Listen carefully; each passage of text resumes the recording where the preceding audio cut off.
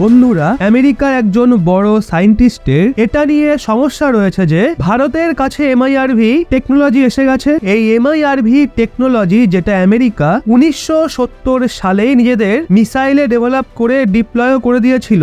আমেরিকার এই সায়েন্টিস্ট এই বিষয় থেকে অসন্তুষ্ট যে ভারত আমেরিকার 54 বছর পর অবশেষে এই টেকনোলজিকে অর্জন কিভাবে করে নিয়েছে। রিসেন্টলি ভারত এমআইআরভি টেকনোলজি দ্বারা পরিপূর্ণ অগ্নি 5 ইন্টার কন্টিনেন্টাল ব্যালিস্টিক মিসাইলের টেস্টিং করেছিল।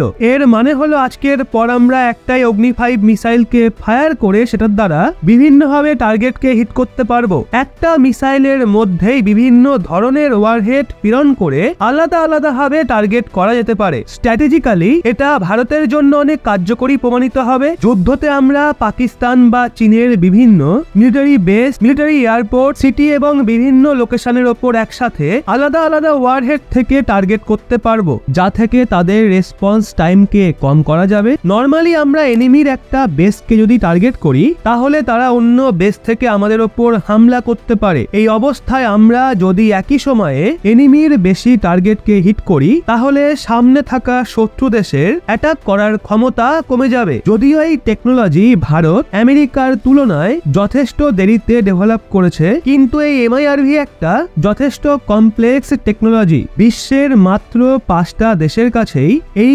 টেকনোলজি মজুত রয়েছে, আর সেই দেশগুলো হলো আমেরিকা, রাশিয়া, ফ্রান্স, ইউকে এবং চীন।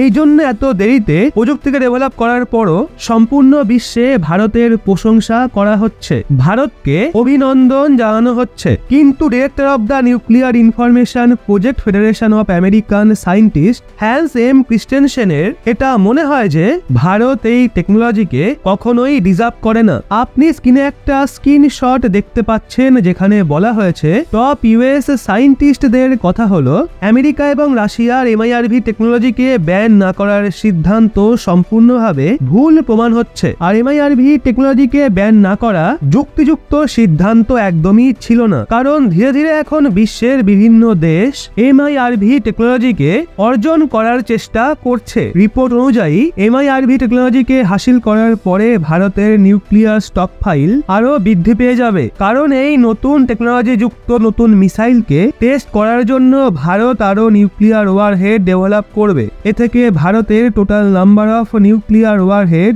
দ্রুত গতিতে বৃদ্ধি পাবে। টপ ইউএস সায়েন্টিস্টদের কথা অনুযায়ী ভারতের কাছে এমআইআরভি প্রযুক্তি আসার পরে এখন Bharat Pakistan conflict nuclear weapon ব্যবহার পর্যন্ত খুবই সহজে চলে যাবে। যদি পাকিস্তানের মনে হয় ভারত এমআইআরভির ব্যবহার করবে তাহলে পাকিস্তানও বিনা ওয়ার্নিং এ নিউক্লিয়ার ওয়েপেনকে ব্যবহার করবে। এমনটাও হতে পারে সামনে থাকা শত্রু দেশের ওপর এমআইআরভি যুক্ত মিসাইল দিয়ে হামলা করার আগে ভারতেই এমআইআরভি মিসাইল দ্বারা হামলা না হয়ে যায়। আর ইম্পর্টেন্ট বিষয় হলো ভারতের কাছে এমআইআরভি প্রযুক্তি আসার পর এখন হতে পারে ভারতের ডিসিশন মেকার পাকিস্তানকে ডিসার্ম করার জন্য এমআইআরভি টেকনোলজির ব্যবহার প্রথমে করে দেবে। অর্থাৎ এমআইআরভি প্রযুক্তিতে পরিপূর্ণ মিসাইল পাকিস্তানের ওপর হামলা করে একটা টেস্ট করতে পারে। মনে হয় ইউএস এর এটা ভয় রয়েছে যে প্রধানমন্ত্রী নরেন্দ্র মোদী পাকিস্তানের সাথে যে কোনো সময়েই টেকনোলজির ব্যবহার করে একটাই মিসাইল দ্বারা পাকিস্তানের আলাদা আলাদা টার্গেটকে হিট করবে।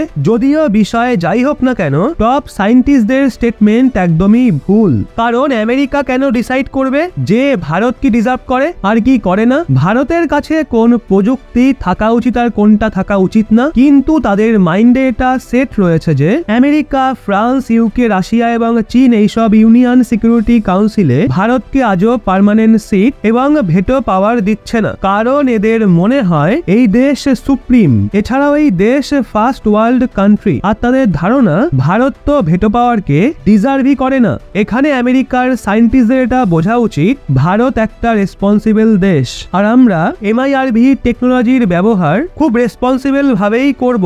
এই টেকনোলজি না কেবল পাকিস্তানের দিক থেকে আমাদের জন্য অনেক ইম্পর্টেন্ট, বরং চীনকে টেক্কা দেওয়ার জন্য এটা আমাদের কাছে অনেক প্রয়োজনীয়। এনাদের পাকিস্তানের চিন্তা পড়ে রয়েছে, আর আমরা এখানে চীনের সাথে যুদ্ধের প্রস্তুতি নিচ্ছি। পাকিস্তান নয়, বরং চীন আমাদের জন্য একটা অনেক বড় চ্যালেঞ্জ।